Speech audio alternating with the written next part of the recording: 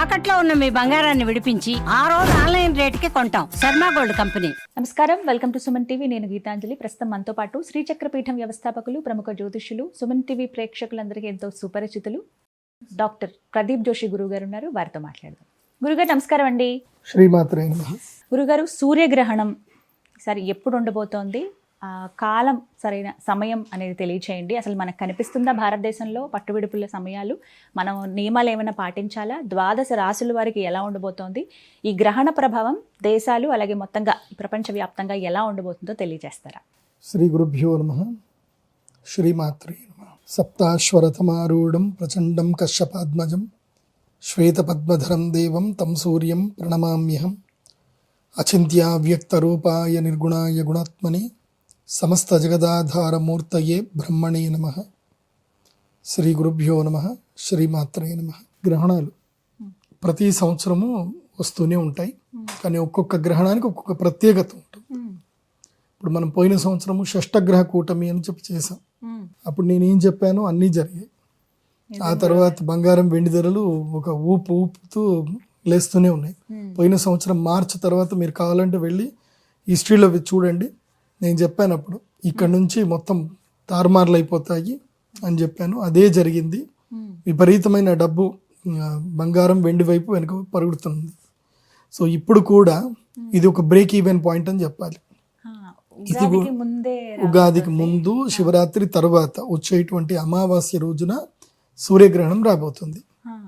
అయితే ఈ సూర్యగ్రహణం ఈసారి భారతదేశంలో ఈ సూర్యగ్రహణం కనబడదు.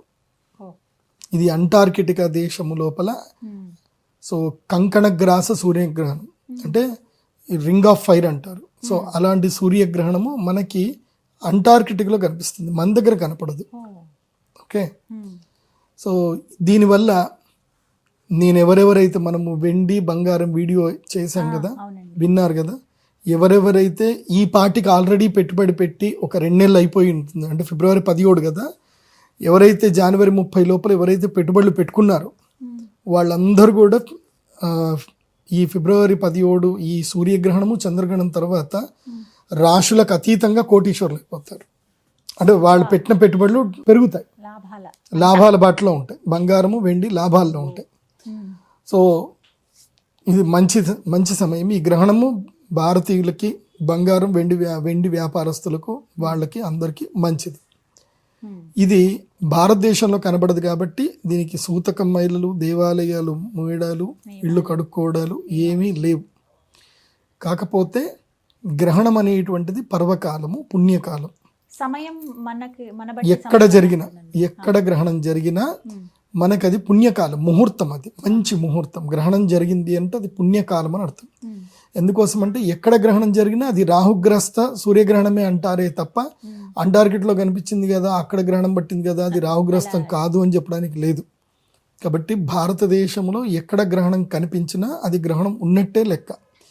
అది ఉపాసకులకు మాత్రం గ్రహణము పర్వకాలము, ఉపాసనా సిద్ధి పొందడానికి యోగ్యమైన కాలం. మామూలు జనాలు మామూలుగా భోజనాలు చేయొచ్చు, మీ నిత్యాగ్నిహోత్రాలు, నిత్యాగ్ని కర్మలు, అనుష్ఠానాలు, భోజనాలు అన్నీ చేసుకోవచ్చు. టైం చెప్పండి గురుగారు, ఎప్పుడు ఉంటుందండి? ఫిబ్రవరి 17 రాహుగ్రస్త సూర్యగ్రహణం. ఇది ధనిష్టా నక్షత్రం యొక్క 4వ పాదములో మాఘ బహుళ అమావాస్య రోజున రాబోతుంది. సో మళ్ళీ పాల్గొన మాసం అప్పుడే స్టార్ట్ అవుతుంది. పాల్గొన మాసం అయిపోతే పాల్గొన పౌర్ణమికి మళ్ళీ చంద్రగ్రహణం ఉంది. ఆ తర్వాత ఉగాది, నెక్స్ట్ అమావాస్య తర్వాత. కాబట్టి ఉగాది కన్నా ముందు వచ్చే అమావాస్య రోజు ఇది గ్రహణం రాబోతుంది, సూర్యగ్రహణం. 17వ తారీఖు ఫిబ్రవరి 2026 మన యొక్క భాగ్యనగరానికి సంబంధించిన స్థానిక కాలమాన ప్రకారం, అంటే మన తెలుగు రాష్ట్రాల స్థానిక కాలమాన ప్రకారము ఈ గ్రహణము అపరాహ్నము అంటే మధ్యాహ్నం తర్వాత అపరాహ్నము 3:26 ప్రారంభమయ్యి రాత్రి 7:57 వరకు ఉంటుంది. సో దాదాపుగా అంటే 3 అంటే 3:30, 4:30, 5:30, 6:30, 7:30, 4 గంటలు. సో సుమారు 4 గంటల పాటు ఉండేటువంటి అత్యంత సుదీర్ఘమైనటువంటి సూర్యగ్రహణము మంగళవారం రోజు వచ్చింది. సో ఈ సూర్యగ్రహణం యొక్క ప్రభావం ముఖ్యంగా నేను చెప్పేది ఏంటంటే, ఎవ్వరూ అపోహలకు వెళ్ళకూడదు. సూర్యగ్రహణ సమయంలో నేను చెప్పేటివి జాగ్రత్తగా వినండి. గర్భిణీ స్త్రీలు బయటకు వెళ్ళకండి. ఆ ఒక్కరోజు 17వ తారీఖు ఇంట్లోనే ఉండండి, ఎక్కడికి బయటకు వెళ్ళకండి. అక్కడి వరకే మీరు భోజనాలు చేయొచ్చు, టీవీలు చూడొచ్చు, తినొచ్చు, ఏదైనా చేసుకోవచ్చు. బయటికి వెళ్ళకండి, సూర్యుడి వెలుగు లోపలికి వెళ్ళకండి, అంతే. తర్వాత ఈ గ్రహణము పుణ్యకాలం కాబట్టి ఇట్టి సమయము లోపల అగ్ని కార్యాలు, పూజలు, అనుష్ఠానాలు చేసుకుంటే మంచిది. మా శ్రీచక్ర పీఠంలో ప్రతిసారి గ్రహణం జరిగిన ప్రతిసారి అందరికీ రుద్రశూల స్పర్శ ఉంటుంది, రుద్రశూల స్నానం ఉంటుంది, అదేవిధంగా యాగం ఉంటుంది, ప్రసాదం ఉంటుంది. చాలా అద్భుతంగా జరుగుతుంది. మొత్తం నాకు తెలిసి తెలుగు రాష్ట్రాల్లో నా దగ్గర మాత్రమే జరుగుతున్నాయి నేను అనుకుంటున్నాను. వేరే వాళ్ళు ఎవరైనా చేస్తున్నా సంతోషం. నా దగ్గర మాత్రం ఒక పద్ధతి, ఒక సిస్టమ్ అయితే ఉంది. అది ట్రెండ్ స్టార్ట్ చేసింది మేము. కాబట్టి ఎవరైనా తమకి జీవితం లోపల కష్టాలు, ఒడిదుడుకులు, బాధలు ఉన్నాయి, ముఖ్యంగా అనారోగ్య సమస్యలు, ఆరోగ్య సమస్యలు ఉన్నాయి, మానసిక దౌర్బల్యం ఉంది, ఆత్మస్థైర్యం కోల్పోతున్నారు, అలాగే పాపకర్మ ఎక్కువగా ఉంది అని వాళ్ళకి అనిపిస్తూ ఉంటుంది. కొంతమంది అబ్బా ఏం పాపం చేసుకున్నామో రా, ఈ జీవితం అంతా ఇట్లనే ఉంది అని ఎప్పుడైతే వెస్ట్ అయిపోతున్నారో, అట్లాగే జీవితం లోపల జాతకం మారాలి, నా జాతకం ఇక్కడి నుంచైనా నా జాతకం మారాలి అని కావాలి అనుకునే వాళ్ళు మాత్రం ఈ గ్రహణం రోజు అటెండ్ అవ్వండి. ఇది సూర్యగ్రహణానికి, చంద్రగ్రహణానికి రెండింటికి వర్తిస్తుంది. కాకపోతే అటెండ్ అవ్వాల్సిన వాళ్ళు మాత్రం కొంతమందే ఉంటారు, అందరికి అటెండ్ అవ్వడానికి ఉండదు. ఛాన్స్ కొంతమందికే ఉంటుంది, 8 రాశులకే ఉంటుంది, మిగతా 4 రాశులకు ఉండదు. ఓకే, సో ఆ మిగతా 4 రాశులు ఖాళీగా హాయిగా ఇంట్లో కూర్చోవాలి, జపం చేసుకోవచ్చు, వస్తే మా దేవస్థానంకి వచ్చి సేవ చేసుకోవచ్చు, ఉంటే చంద్రగ్రహణం, సూర్యగ్రహణం రెండింటికి యాగాలు చేసుకోవచ్చు, అందరూ చేసుకోవచ్చు. బట్ బెనిఫిట్ మాత్రం ఎవరెవరికి అవుతుంది అని మాత్రం చెప్తాను. ఈ సూర్యగ్రహణము ప్రత్యేకత ఏమిటి అది కూడా చాలా బాగా తెలుసుకోవాలి. ఈ సూర్యగ్రహణము పంచగ్రహ కూటమిలో జరుగుతుంది. పోయిన సంవత్సరం పంచగ్రహ కూటమి ఏర్పడింది, రేట్లు భయంకరంగా పెరిగిపోయాయి, బంగారం, వెండి రేట్లు. పోయిన సంవత్సరం మార్చి నుంచి చూడండి, మార్చు చంద్రగ్రహణం ఏర్పడింది, షష్టగ్రహ కూటమి ఏర్పడింది. గతం అక్కడి నుంచి సిల్వర్ జంప్ పరిగెడుతూనే ఉంది. అక్కడి నుంచి ఇక్కడికి 200 టైమ్స్ అయిపోయింది. ఎవరైనా అప్పుడు నేను చెప్పినట్టుగా ఏప్రిల్లో గనక పెట్టుబడి పెట్టుకొని ఉంటే, ఒక 10 లక్షలు పెట్టుకొని ఉంటే, ఇవాళ ఆ 10 లక్షలు కాస్త ఎంత అయిపోయేటియో నాకు తెలిసి ₹1,00,00,000 అయ్యేటియేమో, సుమారుగా 50 లక్షలు అయితే దాటేవి.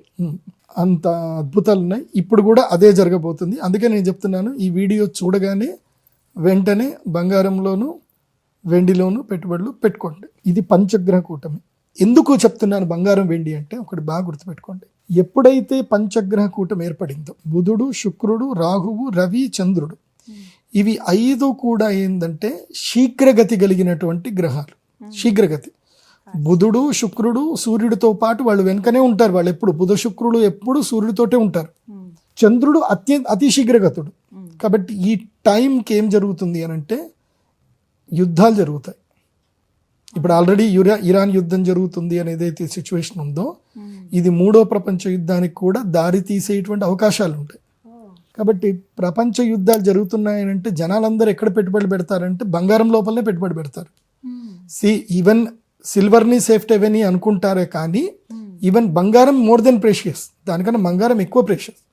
సో బంగారం రేట్ ఇట్లా ఎగురుతూ వెళ్ళిపోతానే ఉంటుంది. సో వెండి కూడా దాంతోపాటు పోతానే ఉంటుంది, పెరుగుతుంది.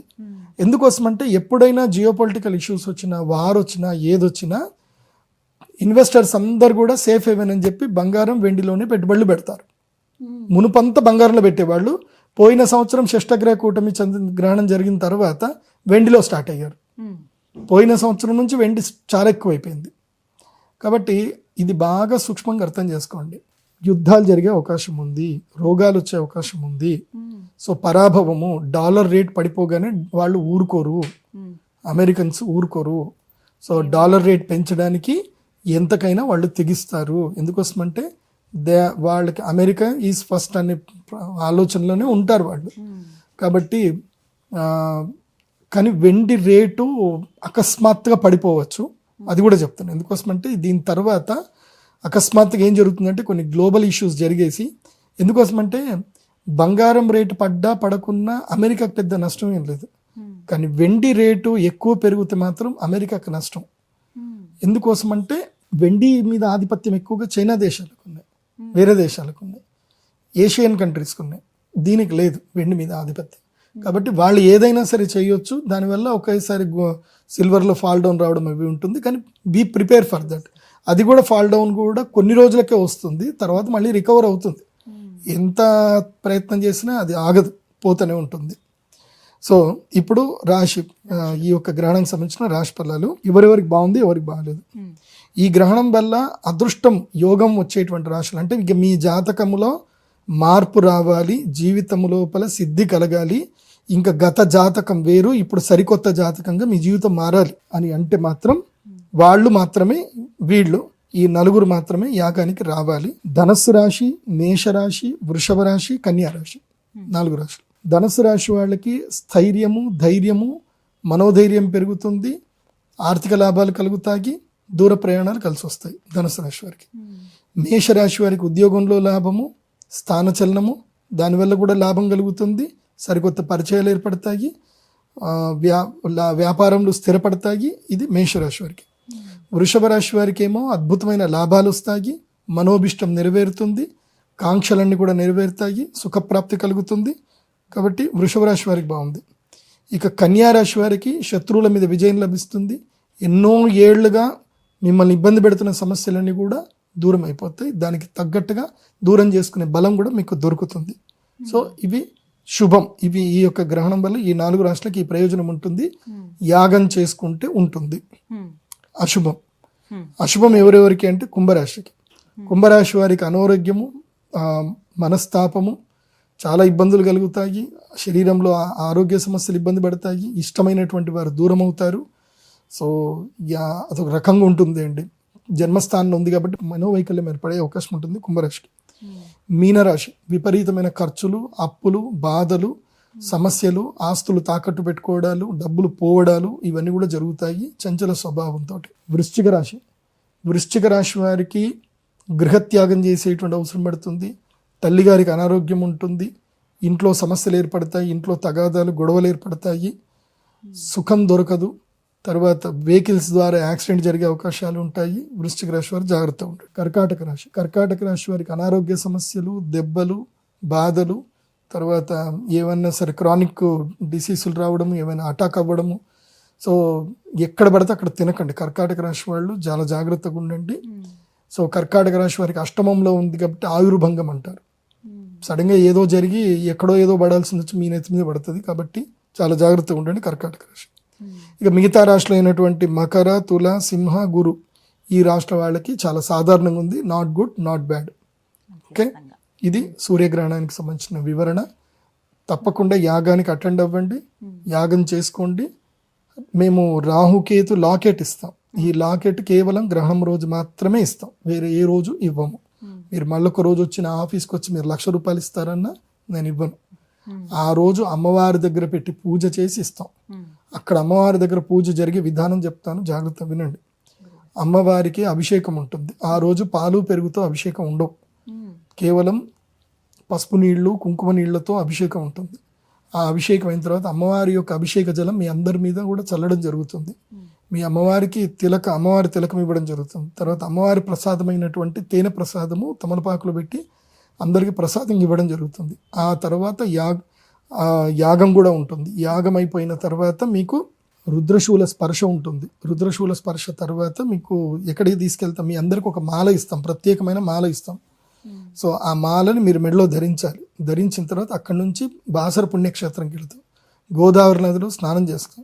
గోదావరి నదిలో స్నానం చేసినాక మళ్ళీ మీరు ఆశ్రమానికి వచ్చి భోజనం చేసి ఆశీర్వాదపూర్వకంగా మీకు ఇచ్చినటువంటి యంత్రం ఏదైతే ఉందో అది తీసుకొని మీరు వెళతారు.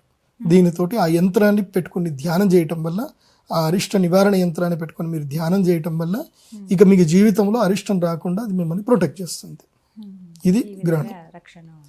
కాబట్టి వెబ్సైట్ pradeepjoshi.com వెబ్సైట్ ద్వారా కన్సల్ట్ చేయండి. వెబ్సైట్లో ఉన్న మొబైల్ నెంబర్కి మాత్రం ఫోన్ చేయండి, వాటికే పేమెంట్ చేయండి. వేరే ఏ నెంబర్లకు పే చేసినా మాకు సంబంధం లేదు. ఇంకోటి కూడా చెప్తున్నాను, మీరు మెంటల్గా ప్రిపేర్ అయ్యే రండి. నా దగ్గరికి యాగానికి వస్తే నేను వెళ్ళమని చెప్పేదాకా అక్కడనే ఉండేటట్టుగా రావాలి. నాకు బస్ టైం అయిందండి, ఫ్లైట్ టైం అయిందండి అట్లా రావద్దు. నా ఆజ్ఞ తీసుకొని పోయేటట్టుగా రండి. మోస్ట్లీ ఇప్పుడు 17వ తారీఖు మీరు యాగం జరుగుతుంది కాబట్టి 17వ తారీఖు మీరు అందరు కూడా మధ్యాహ్నం 12 గంటల వరకు అందరు అక్కడ రెడీ వచ్చేసేయాలి. సో 3:26 4 గంటలకు యాగం స్టార్ట్ అవుతుంది. సో ధ్యానము అవన్నీ కూడా ప్రక్రియలన్నీ నడుస్తూ ఉంటాయి. మీకు జపం కూడా ఇస్తాము. సో 8 గంటలకు యాగం అయిపోతే సో మీరు అక్కడికి వెళ్ళి స్నానం చేసుకుని వచ్చి రాత్రి 9 గంటల వరకు భోజనం చేసుకుంటే ఆ తర్వాత వెళ్ళొచ్చు. అప్పటిదాకా నాకు టైం అవుతుందండి, నేను తొందరగా వెళ్ళాలండి, నాకు సగంలోనే నాకు ఏదో చెప్పి పంపించేసేయండి అంటే మాత్రం రావద్దు. స్ట్రిక్ట్గా ఉండడానికి ఆ రోజు వీలైతే నాతో నేను కొంచెం మాట్లాడతాను, మీ అందరితో మాట్లాడతాను, మీకు కొన్ని మంచి చెప్తాను. కాబట్టి రాత్రి 11 గంటల వరకు ఏ పనులు పెట్టుకోకండి. ఫిబ్రవరి 17వ తారీఖు రాత్రి 11-12 గంటల వరకు ఏ పని పెట్టుకోండి. రాత్రి కావాలంటే మీరు డిస్పాచ్ మళ్ళీ మీరు ఇంటికి వెళ్ళిపోవచ్చు. మోస్ట్లీ 11 గంటల వరకు అయితే మీరు అందరు కూడా అక్కడ ఉండేటట్టుగానే ప్లాన్ చేసుకొని రండి. ఈ ప్రభావం ఎన్ని రోజులు ఉంటుందండి? ఇప్పుడు చెప్పారు కదా రాశులకి ఈ విధంగా 45 రోజులు ఉంటుంది. 45 రోజులు. అప్పటికి ఉగాది కూడా వస్తుంది, ఉగాది అయిపోతుంది. ఉగాది వచ్చి వెళ్ళిపోతుంది. కాబట్టి ఈ గ్రహణం ఏదైతే జరుగుతుందో ఇది మనకి చైత్ర పౌర్ణమి వరకు వీళ్ళకు ఉంటుంది. రాహుగ్రస్తం చైత్ర పౌర్ణమి వరకు ఉంటుంది. ఆ 45 రోజుల్లో ఇవన్నీ కూడా జరుగుతాయి. జాగ్రత్తగా ఉండాలి. చక్కగా వివరించారు. ధన్యవాదాలు గురుగారు. శ్రీమాత.